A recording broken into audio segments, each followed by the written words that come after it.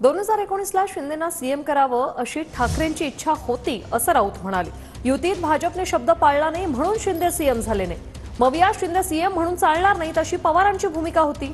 खासदार संजय राऊत यांचा हा मोठा दावा। उद्धव ठाकरेंनी भाषणामध्ये सांगितलं मला मुख्यमंत्री व्हायचं नाही, ह्या कडव्या शिवसैनिकाला मला मुख्यमंत्री बनवायचं म्हणून सांगितलं। कोणाला? एकनाथ शिंदेकडे बोट टाकून।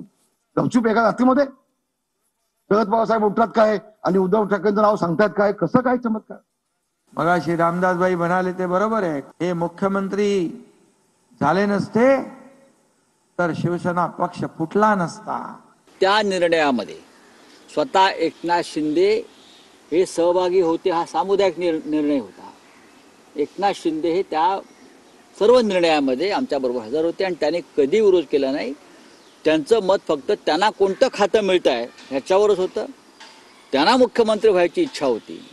अजित पवार व त्यांचे इतर सहकारी ज्यांनी त्यांचा परवा सत्कार केला दिल्लीमध्ये महादजी शिंदे पुरस्कार देऊन, ते स्वतः ज्येष्ठ नेते शरद पवार या सगळ्यांची भूमिका होती।